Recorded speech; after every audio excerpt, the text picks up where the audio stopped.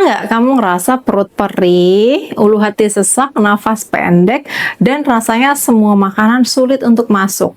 Kamu pikir itu mah, kamu periksa dikasih obat, tapi setiap kali stres datang, gejalanya muncul lagi. Dan anehnya, nggak pernah benar-benar sembuh sakitnya. Selama 8 tahun aku praktek, keluhan lambung ini adalah yang paling sering datang ke ruanganku. Tapi semakin lama aku mendengarkan pasienku bercerita, aku mulai sadar sesuatu. Bahwa sebagian besar masalah lambung itu bukan hanya karena makanan, tapi karena pikiran yang nggak pernah berhenti bekerja. Orang-orang terlihat tenang, ternyata di dalamnya ribut, pikirannya penuh dengan rencana, kecemasan, rasa bersalah, dan hal-hal yang belum selesai. Dan tubuh yang paling cepat merespon adalah lambung. Halo semuanya, kenalin aku Dr. Emma Surya Pertiwi, seorang dokter umum, hipnoterapis klinis, dan mental health survivor yang siap menjaga kesehatan mental dan fisikmu secara holistik. Lambung itu organ yang sensitif. Ia nggak cuma mencerna makanan, tapi juga mencerna pikiran dan kehidupanmu. Setiap keputusan, rasa takut, amarah, sedih, dan kekhawatiran, semuanya mampir dulu ke perut sebelum ke otak. Itu sebabnya saat kamu gugup, perutmu terasa terlilit. Saat kamu cemas, kamu bisa nyeri banget ulu hatinya. Dan saat pikiranmu terlalu penuh, lambungmu jadi tempat sampah emosi yang nggak sempat kamu buang. Tapi ingat, tubuh nggak punya cara membuang stres kecuali lewat gejala. Jadi setiap kali lambungmu terasa perih, setiap kali kamu sendawa terus padahal nggak makan pedas, setiap kali perutmu begah padahal nggak kekenyangan, itu bukan hanya gangguan pencernaan. Itu cara tubuhmu berbicara, aku nggak kuat lagi nih nahan stres ini sendirian. Dan semakin kamu abaikan, maka semakin keras ia berbicara. Secara medis, hubungan antara pikiran dan lambung itu benar-benar ada ya. Ada satu jalur komunikasi yang disebut gut-brain axis, jalur saraf yang menghubungkan otak, sistem saraf, dan organ pencernaan. Setiap kali kamu cemas, khawatir, atau banyak pikiran, otakmu mengirimkan sinyal ke lambung melalui saraf vagus. Sinyal ini membuat produksi asam lambung meningkat, pergerakan usus berubah, dan otot perut menegang. Itulah kenapa kamu bisa merasa mual, kembung, nyeri ulu hati, bahkan sulit buang air besar saat sedang stres. Dalam kondisi normal, tubuh bisa menyeimbangkan antara sistem saraf simpatis dan parasimpatis. Tapi ketika pikiranmu nggak pernah beristirahat, saat kamu terus mengulang skenario di kepala, khawatir tentang masa depan, atau menyalahkan diri sendiri atas masa lalu, sistem gas, yaitu simpatis, menyala terus. Akhirnya lambung tidak sempat beristirahat. Lambung terus memproduksi asam bahkan ketika kamu tidak makan. Dan lama-lama lapisan pelindung lambung menipis. Munculnya perih, nyeri ulu hati, atau sensasi terbakar di dada. Ini bukan semata-mata mah, tapi refleksi dari pikiran yang gak pernah berhenti mencerna sesuatu yang tidak bisa diselesaikan.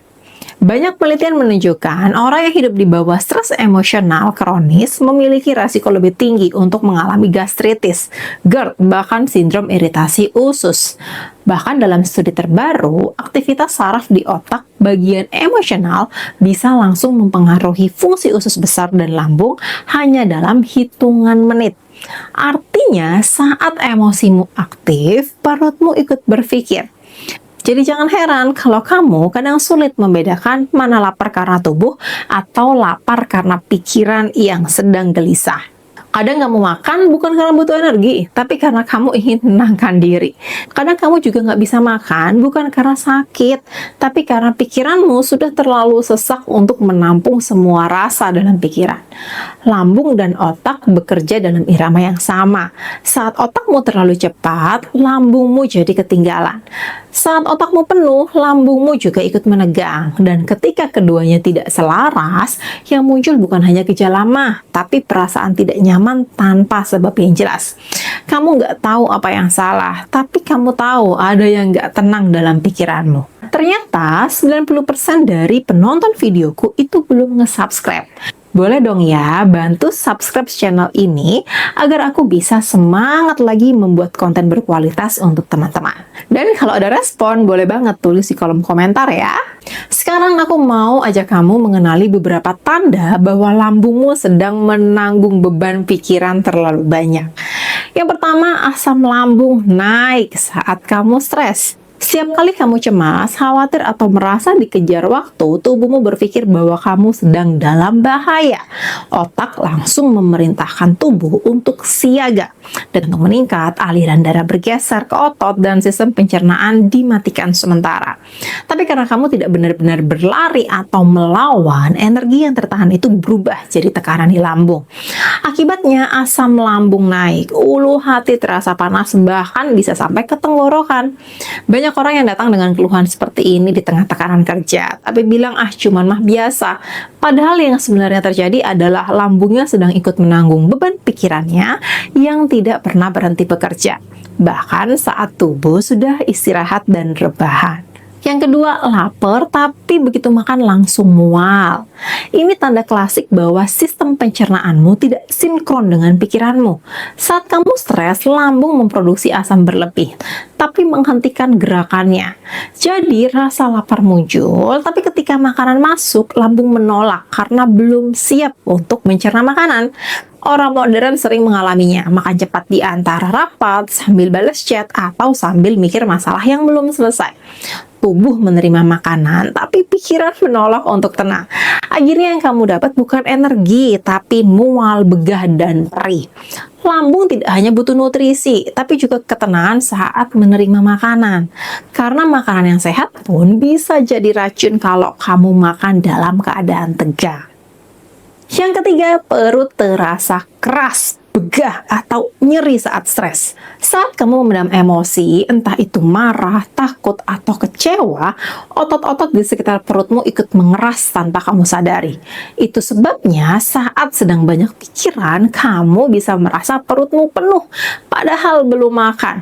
Begah, nyeri, kadang sampai susah duduk tegak.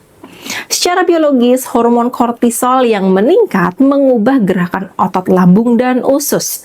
Tapi secara emosional, ini adalah cara tubuh melindungi dirimu dari rasa yang belum kamu hadapi. Lambungmu menegang karena kamu terlalu sibuk menahan diri. Banyak orang sekarang berpikir, nanti ajalah istirahatnya, nanti aja curhatnya, aku masih bisa kok. Tapi tubuhmu nggak mengenal kata nanti. Ia bicara sekarang, lewat rasa tegang, lewat nyeri, lewat begah yang datang tiba-tiba. Supaya kamu bisa berhenti sejenak dan mendengarkan bahasa tubuhmu. Gejala lainnya, sering kentut atau sendawa tanpa sebab yang jelas. Mungkin kamu sering ngerasa perutmu penuh udara, dan setiap kali stres, kamu lebih sering sendawa atau kentut tanpa sebab yang jelas. Ini bukan hal sepele ya. Jadi saat kamu cemas atau menahan emosi, kamu tanpa sadar menahan nafas dan menelan udara lebih banyak. Bayangkan tubuhmu seperti balon kecil yang menahan udara terlalu lama. Akhirnya tekanan di dalam meningkat dan lambung mencari cara untuk melepaskannya. Bukan karena gas di makanan, tapi dari udara yang kamu tahan setiap kali kamu menahan perasaan. Jadi kalau kamu sering sendawa, itu bukan hanya masalah pencernaan, tapi tanda tubuhmu sedang mencari jalan keluar dari tekanan yang kamu pendam di kepala. Yang kelima, BAB tidak teratur. Sistem pencernaan kita sangat peka terhadap emosi. Saat kamu stres, hormon kortisol dan adrenalin mengubah ritme kontraksi usus. Pada sebagian orang, pergerakannya melambat, jadilah sembelit. Pada yang lainnya, malah jadi terlalu cepat, menjadi diare atau IBS. Itu sebabnya dokter sering bilang, ususmu adalah otak kedua. Karena setiap kali kamu menekan emosi, yang pertama kali bereaksi bukan otak, tapi perut. Orang sibuk zaman sekarang sering menganggap ini biasa. Mereka pikir sembelit karena kurang serat, atau mencret karena makan pedas. Padahal seringkali penyebabnya bukan di makanan, tapi di pikiran. Kalau kamu nggak pernah memberi waktu bagi pikiranmu untuk tenang, tubuhmu akan menyalurkannya lewat cara yang dia bisa. Yang keenam, perih pada ulu hati saat malam hari. Ini tanda yang paling sering muncul tapi paling sering juga diabaikan. Banyak orang merasa asam lambungnya naik tiap malam, padahal sebelumnya saat itu tubuhnya baru punya waktu untuk bicara. Di siang hari kamu sibuk menekan emosi, menahan pikiran, menunda rasa. Saat malam tiba, tubuhmu tenang. Semua yang kamu tahan mulai naik ke permukaan. Bahkan bukan cuma asam, tapi juga perasaan. Itu sebabnya lambungmu terasa panas saat kamu mulai berbaring. Bukan cuma karena posisi tidur, tapi karena kamu baru sadar betapa banyak hal yang kamu pikirkan sendirian. Dan lambungmu menanggung itu semua, seperti tempat penyimpanan pikiran yang gak pernah kamu kosongkan. Jadi ingat ya teman-teman, lambung bukan hanya tempat mencerna makanan, lambung juga tempat kamu mencerna pikiran dan kehidupanmu. Semua yang belum selesai di pikiranmu, semua yang kamu tahan di dada, semua kata yang gak jadi kamu ucapkan, pelan-pelan bisa mengendap di lambung. Itulah kenapa saat kamu merasa tertekan, kamu benar-benar merasa sesak di perut, karena tubuhmu menanggung beban yang seharusnya dilepaskan, bukan disimpan sendirian. Dan tahu nggak, lambung adalah organ yang paling cepat sembuh selama kamu mau mendengarkannya. Karena begitu kamu mulai tenang, bisa bernafas perlahan, bahkan berhenti mengulang pikiran yang sama di kepala, lambung langsung merespon.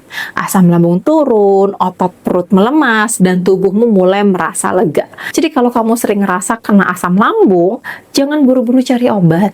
Coba letakkan tangan di perutmu, tarik nafas perlahan, dan katakan pelan.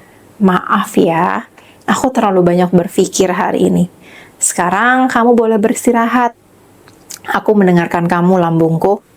Karena penyembuhan gak selalu datang dari obat, teman-teman. Kadang ia bisa datang dari kejujuran sederhana antara kamu dan tubuhmu sendiri.